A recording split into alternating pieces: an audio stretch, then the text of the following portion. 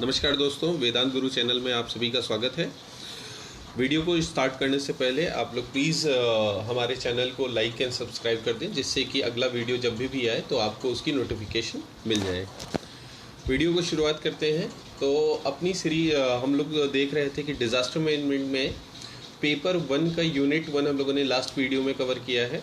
इस वीडियो में हम लोग पेपर 1 यूनिट 2 को कवर करेंगे और देखेंगे कि उसमें क्या क्या चीज़ें हैं जिससे हम लोग को गो थ्रू होने हैं।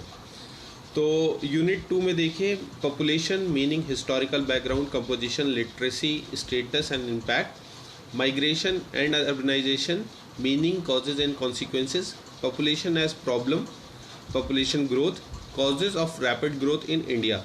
तो ये मेजरली 3 टॉपिक्स हैं जिनको हमको लेके चलना है या फिर इनको देखना है।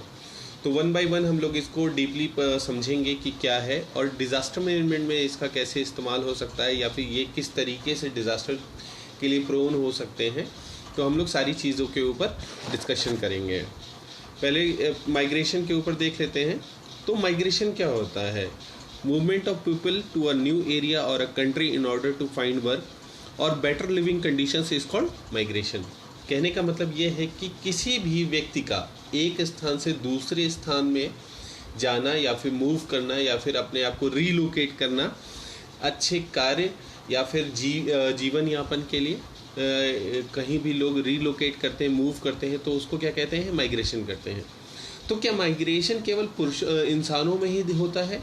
नहीं, माइग्रेशन हमको जानवरों में भी देखने को मिलता है, पक्षियों में भी देखने को मिलता है। जैसे कभी कभी हम लोग कहते हैं कि माइग्रेटरी बर्ड्स आ गई हैं जाड़ों में या फिर आई हैं, वो लोगों को देखने को मिल रहा है। ठीक है, आसपास के सरोवरों में या फिर किसी लेक या झील के पास में। तो ये माइग्रेटरी बर्ड्स आती कहाँ से हैं? माइग्रेटरी बर्ड्स भी माइग्रेट करती हैं या फिर बर्ड्स भी माइग्रेट करती हैं, जैसे ह्यूमन बीइंग करता है अपने सर्वाइवल के लिए या फिर अच्छी लिविंग कंडीशंस के लिए। तो जानवर या पशु पक्षी जो भी हैं तो वो भी माइग्रेट करते हैं इस तरीके से। पक्षी कैसे क्यों माइग्रेट करते हैं? क्योंकि उनकी कंट्रीज़ में जब वेदर कंडीशंस ख़राब हो जाती हैं तो जहाँ पे सुटेबल वेदर उनको मिलता है तो वो उस वेदर के लिए माइग्रेट कर जाती हैं। इसी तरीके से जानवरों में अगर बहुत अच्छा एग्जाम्पल लें तो सवाना ग्रासलैंड को ले लेते हैं अफ्रीका में, जहाँ पे जानवर लाखों की संख्या में कई सौ किलोमीटर माइग्रेट करते हैं अपने जीवन यापन के लिए या फिर अपने चारे के लिए या फिर अपने फॉडर के लिए या फिर अपने शिकार के लिए।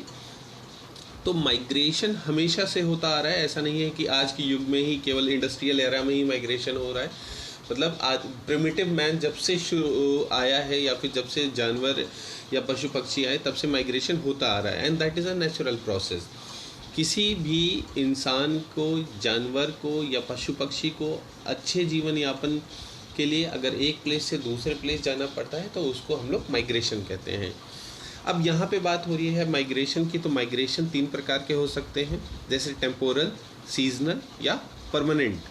तो टेम्पोरल कैसे हो सकता है कि जैसे मान लीजिए कोई दैनिक लेबर है तो वो डेली जाता है, कहीं काम करता है और वापस आ जाता है, यानी अपने निवास स्थान को छोड़ के, यानी अपने नेटिव एरिया को छोड़ के थोड़ी दूर जाता है, काम करता है और वापस आ जाता है। तो वो टेम्परेरी पॉइंट ऑफ व्यू के लिए हुआ।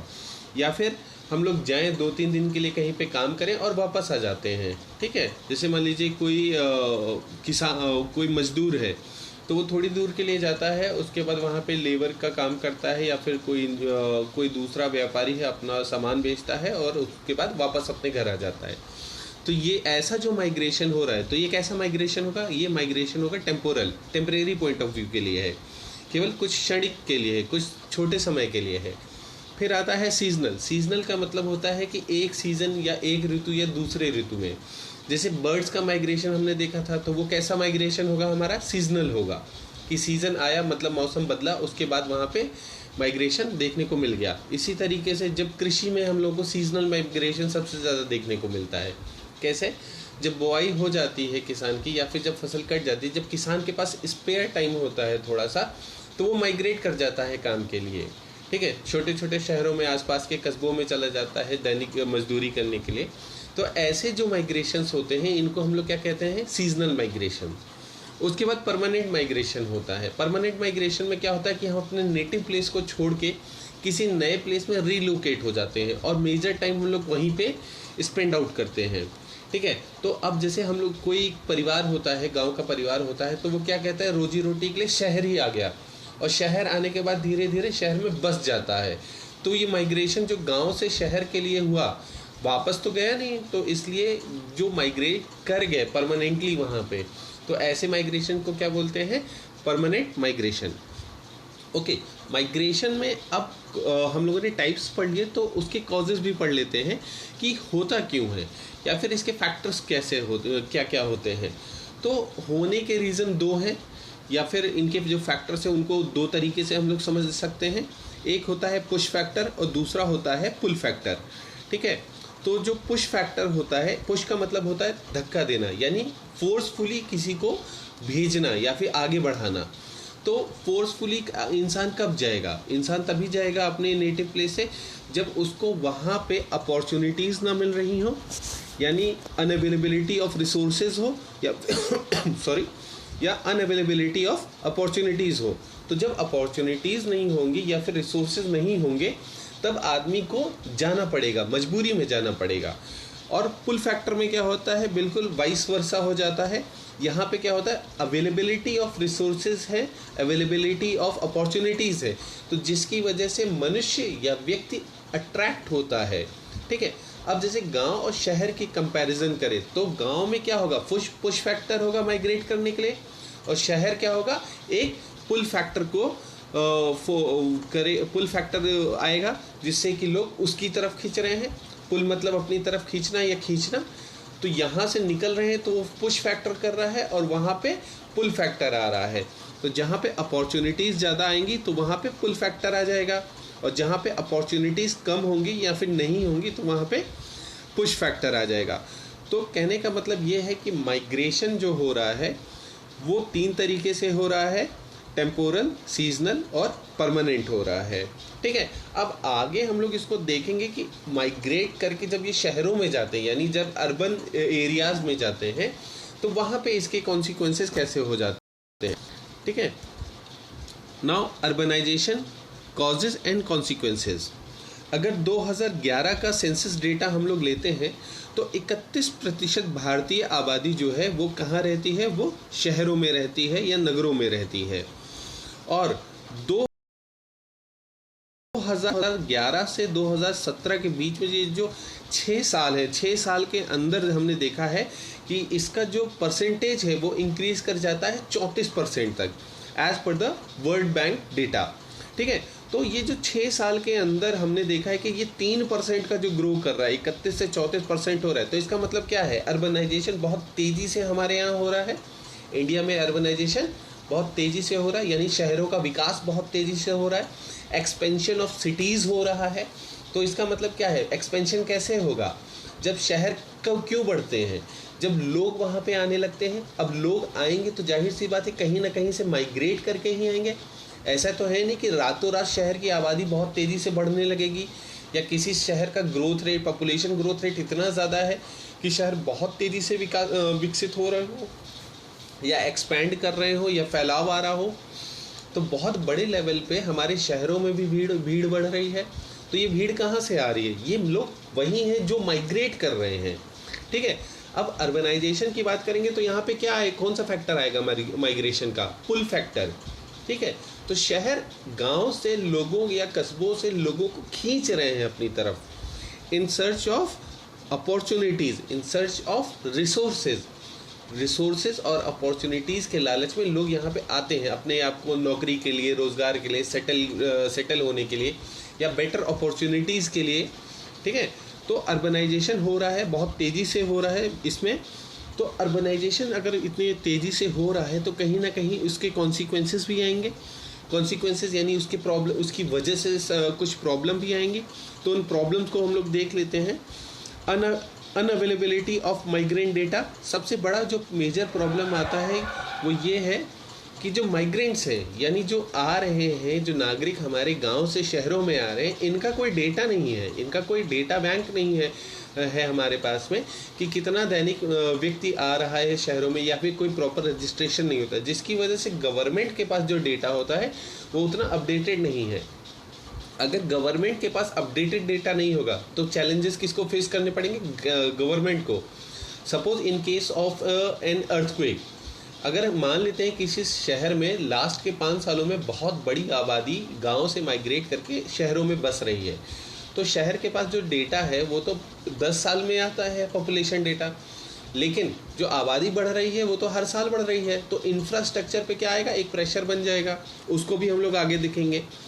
एक्सपेंशन ऑफ स्लम्स, अब सारे लोग जो शहर आ रहे हैं तो ऐसा तो है नहीं कि सारे हाई वाइट कॉलर जॉब्स के लिए आते होंगे या हाई प्रोफाइल जॉब्स के लिए आते होंगे।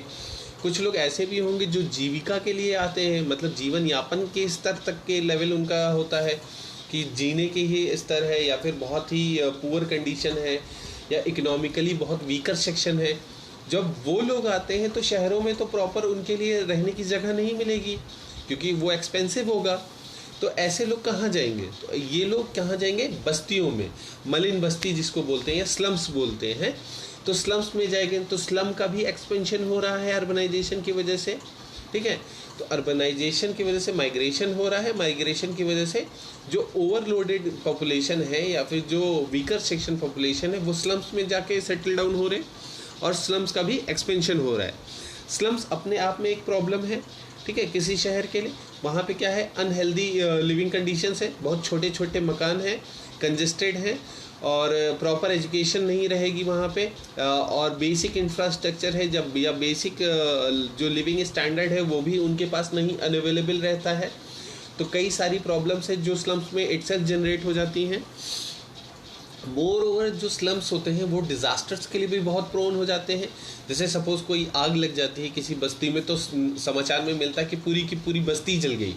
तो बस्ती क्यों? क्योंकि बहुत डेंसली पॉपुलेटेड होता है, तो एक घर में आग लगती है तो कई घर जल जाते हैं, ठीक है।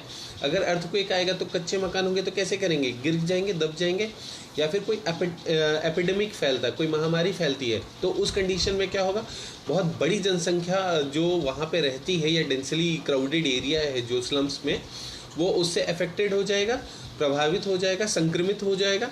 तो कई सारी प्रॉब्लम्स हैं जो स्लम्स के थ्रू भी आती हैं।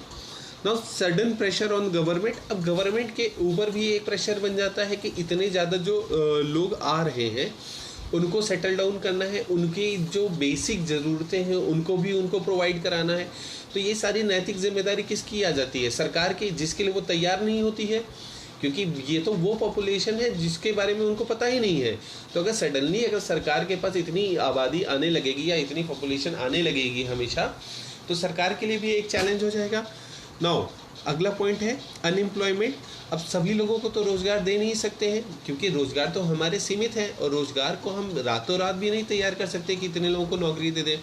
तो अनएम्प्लॉयमेंट की भी एक बेसिक समस्या आ जाएगी, जिसकी वजह से क्राइम रेट इंक्रीज करेगा। भाई जीने के लिए आदमी कुछ ना कुछ तो करेगा, अगर उसको नौकरी नहीं मिलेगी या फिर काम नहीं मिलेगा तो वो क्या करेगा? वो गलत रास्तों को पकड़ेगा। इस वजह से क्राइम रेट सिटीज़ में बढ़ जाएंगे। Now next point is pressure on natural resources. हमारे जो प्राकृतिक संसाधन है वो कैसे हैं? वो लिमिटेड है। ऐसा है नहीं कि उनका भी एक्सपेंशन हो रहा है बहुत तेज़ी से जैसे कि आबादी का हो रहा है। तो जो हमारे प्राकृतिक संसाधन है तो वो लिमिटेड है, लेकिन जो उनके कंज्यूमर्स हैं वो बढ़ जा रहे हैं, तो कंजम्पशन बढ़ जाएगा। रिसोर्सेज लिमिटेड है तो क्या होगा? एक्सप्लॉयटेशन शुरू हो जाएगा। तो नेचुरल रिसोर्सेज का वहाँ पे क्या शुरू हो जाएगा? एक्सप्लॉयटेशन। तो जो अपने आप में एक प्रॉब्लम को जनरेट कर देगा। नाउ जब ज़्यादा पॉपुलेशन होगी तो जो लोग हैं वो पोल्यूशन भी ज़्यादा करेंगे, बिकॉज कहीं ना कहीं अर्बनाइजेशन का एक बहुत बड़ा फैक्टर है जो पोल्यूशन के लिए रेस्पॉन्सिबल होता है। नेक्स्ट पॉइंट है pressure on health and emergency services. Like अगर बहुत बड़ी आबादी शहर में आ रही है तो बहुत बड़े पैमाने पे हमको किसी आपदा के लिए भी तैयार होना है। सपोज़ अगर किसी शहर में, बहुत मेट्रोपॉलिटन शहरों में एक तीव्र भूकंप आ जाता है, तो अगर तीव्र भूकंप आ जाएगा तो कई लोग घायल होंगे। जब कई लोग घायल होंगे, चोटिल होंगे या फिर कैजुअलिटीज़ होंगी, तो उनको अस्पताल ले जाया जाएगा। तो अगर ज़्यादा नंबर ऑफ़ कैजुअलिटीज़ होंगी तो जाहिर सी बात है अस्पतालों की संख्या भी ज़्यादा हो चाहिए, इमरजेंसी सर्विसेज भी चाहिए।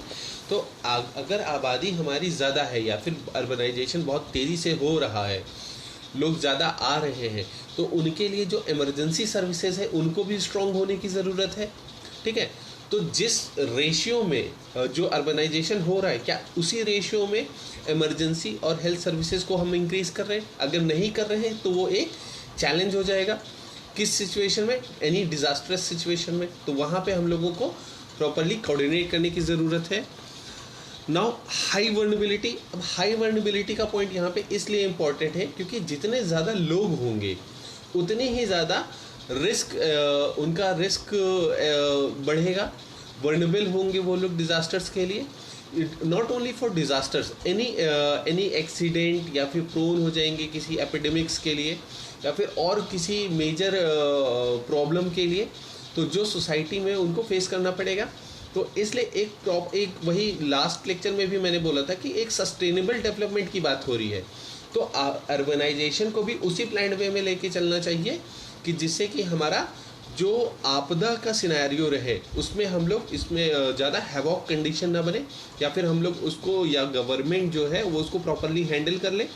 तो जब डेवलपमेंट मॉडल हो हमारा अर्बनाइजेशन का, यानी एक्सपेंशन का जो डेवलपमेंट मॉडल हो, उसमें हम लोग को कैसी अप्रोच लानी है? सस्टेनेबल अप्रोच लानी है।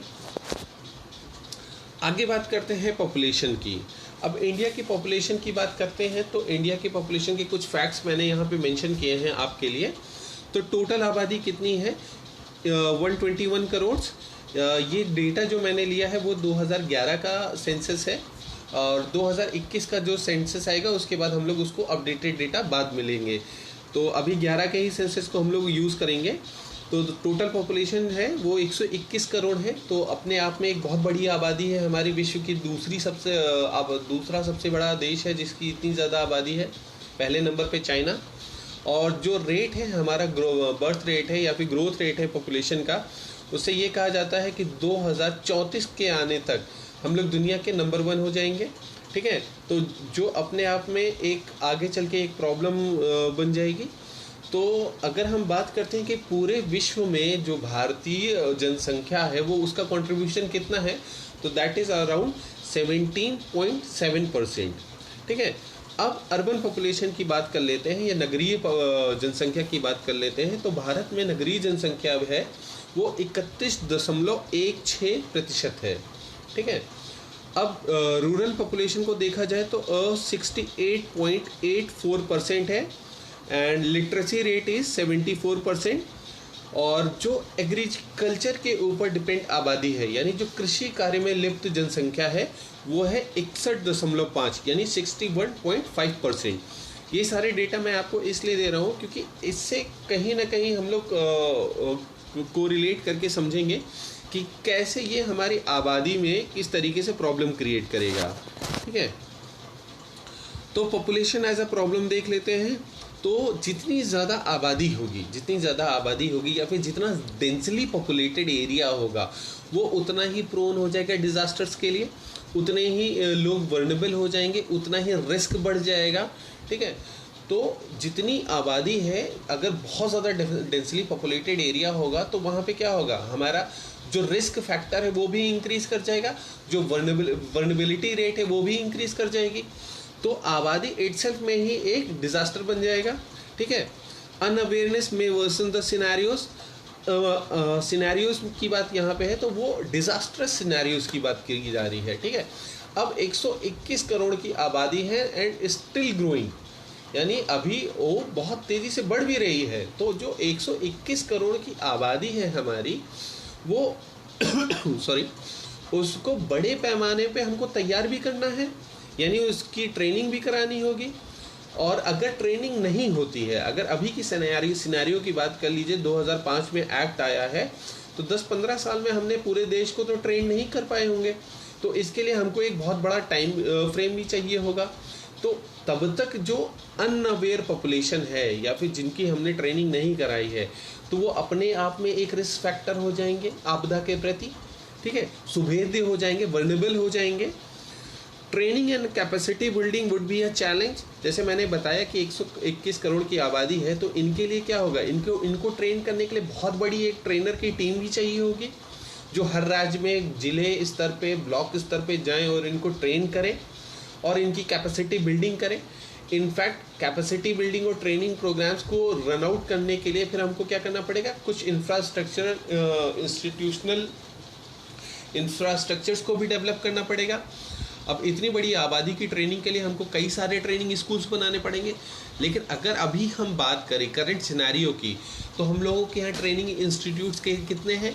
दिल्ली जो नेशनल लेवल पे है दैट इज़ NIDM, और जो स्टेट लेवल पे है वो स्टेट डिज़ास्टर मैनेजमेंट अथॉरिटी ही कंडक्ट कराती है। तो एक बड़े उत्तर प्रदेश जैसे बड़े राज्य में अगर SDMA की केवल एक बॉडी या फिर एक इंस्टीट्यूशन बना देने से अगर हम ये सोचें कि हम सबकी कैपेसिटी बिल्डिंग कर लेंगे या फिर सबको ट्रेन कर देंगे, तो दैट इज़ टोटली इम्पॉसिबल। तो इसके लिए हमको क्या करना पड़ेगा कि बहुत ज़्यादा ट्रेनर्स की ज़रूरत पड़ेगी, एक्सपर्ट्स की ज़रूरत पड़ेगी, डिज़ास्टर मैनेजमेंट एक्सपर्ट्स की, और कई सारे एजुकेशनल इंफ्रास्ट्रक्चर्स की भी ज़रूरत पड़ेगी। इवन इसको अगर हमको स्कूल लेवल तक लेके जाना पड़ेगा कि स्कूल लेवल पे भी हम लोग डिज़ास्टर मैनेजमेंट की कुछ छोटी छोटी ट्रेनिंग्स दें, सो दैट कि बच्चों के अंदर भी रुझान या इंटरेस्ट पैदा हो कि आपदा प्रबंधन के प्रति वो लोग अपने आप को ट्रेन कर सकें या फिर अपनी कैपेसिटी को बिल्ड कर सकें। ठीक है। And the last very important point is exploitation of natural resources. See, जो नेचुरल रिसोर्सेज हैं, हमने पहले भी उसके बारे में बोला कि नेचुरल रिसोर्सेज आर लिमिटेड। ठीक है। अब इतनी बड़ी आबादी है तो उतनी बड़ी आबादी जो है वो पूरे नेचुरल रिसोर्सेज के ऊपर डिपेंड है। सभी हैं, हम लोग भी हैं, आप भी हैं। तो इतनी बड़ी आबादी जब नेचुरल रिसोर्सेज के ऊपर डिपेंड होगी तो वो लोग क्या करेंगे, उसका दोहन शुरू कर देंगे। ठीक है। दोहन इनसेंस एक्सप्लॉयटेशन शुरू कर देंगे। और जब एक्सप्लॉयटेशन शुरू हो जाएगा तो फिर क्या होगा, धीरे धीरे ये रिसोर्सेज खत्म होने लगेंगे। ठीक है। तो हमारे आने वाली जो जनरेशन है उनके लिए एक अनबैलेंसमेंट बन जाएगा नेचर के प्रति। ठीक है। कहीं ना कहीं प्रकृति के बीच में जो ये डिसबैलेंस हो रहा है, तो प्रकृति इससे क्या करेगी, अपने आप को बैलेंस करने की कोशिश करेगी। तो कैसे करेगी, बैलेंस करने की कोशिश करेगी तो वो डिज़ास्टर्स की जो इंटेंसिटी है वो बढ़ जाएंगे, उनकी जो फ्रीक्वेंसी है वो बढ़ जाएंगे। अगर ये कहना बिल्कुल भी गलत नहीं होगा कि आने वाले समय में जो डिज़ास्टर्स हैं या फिर जो आपदाएं आ रही हैं उनकी इंटेंसिटी भी बढ़कर आएंगी और उनकी फ्रीक्वेंसी भी बढ़कर आएगी। ठीक है।